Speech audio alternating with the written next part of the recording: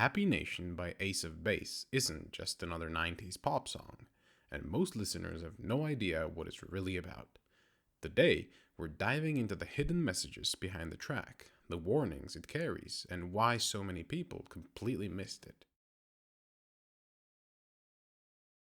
Released in 1992, Happy Nation quickly became a global hit, but unlike most pop songs of the era, which were about love or partying, this one carries a reflective, almost philosophical message. Its hypnotic rhythm and haunting vocals make it feel light and catchy, but under the surface, there is a commentary on society, ideology, and humanity itself. The song opens with a Latin chant, Laudate omnes gentes laudate, magnificat in secula, et anima mea laudate, magnificat in secula. This roughly translates to praise all nations praise, magnify forever, and my soul praises, magnify forever. The word magnificat could be a direct reference to the Catholic prayer in the Gospel of Luke, expressing joy, reverence, and awe.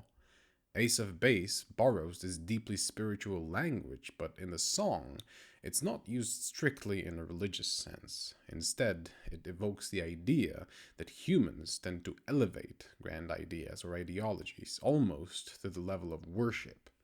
Behind every powerful movement, be it communism, the US Constitution, or even Nazi ideology, there's a kind of reverence, a collective awe before which people bow.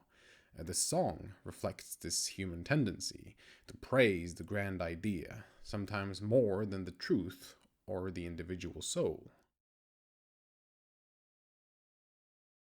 Then the chorus goes, Happy nation, living in a happy nation, where the people understand and dream of perfect man. It paints the picture of a utopia, where everyone understands the perfect human. Taken literally, it evokes extreme ideologies like, for example, the Nazi ideology, the pursuit of a so-called Aryan ideal. But the irony is clear. Man is never perfect. Race, religion, culture, they don't change the fundamental fact that we all share the flaws of humanity. The song then promises sweet salvation for the people, for mankind, for brotherhood. But history shows that any idea promising utopia often turns against the people it's meant to help, whether religious, political, or ideological. Then there's a post-chorus, which says, We're traveling in time. This line is simple but profound, and it reminds us that the cycles of human history repeat. The fall of the Roman Empire, the rise and the collapse of the Soviet Union, the Berlin Wall coming down, humanity keeps repeating the same mistakes over and over, no matter the ideology or era. And then we get the verse. Ideas by man, and only that will last. And over time, we've learned from the past that no man's fit to rule the world alone. A man will die, but not his ideas.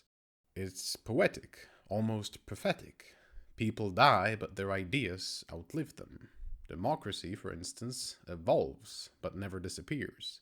Yet the verse also acknowledges a harsh truth. No single person should have the power to rule the world. Despite this, humanity keeps falling for the cult of personality, replacing religion with a single figure, repeating cycles of dictatorship and fanaticism. However, while reflecting on the song myself, I realized there is an even deeper truth. Even ideas eventually fade into the past.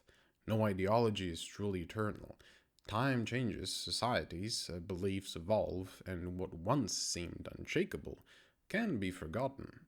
The song reminds us that both people and their creations are impermanent, no matter how grand they appear. The bridge is the emotional climax. Tell them we've gone too far. Come through and I will dance with you. In the song's video, this coincides with imagery like a nuclear explosion, symbolizing the ultimate collapse or failure of an idea. No matter how noble the ideology claims to be, it ultimately replaces the old with the same cycle. Humanity keeps dancing on thin ice, just repeating patterns instead of learning from them. The video also shows symbolic imagery, churches, monks, peace symbols, yin yang, illustrating the delicate balance of human civilization. It's both beautiful and terrifying, showing how close we are to tipping the scales. So, why does this matter today? Because Happy Nation reminds us that pop music can carry deep philosophical and historical insight.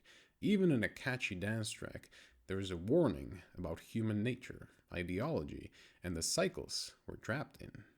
So next time you hear it, pay attention, because behind the beat is a question humanity has been asking for millennia. How do we create a truly happy nation without repeating the same mistakes of the past?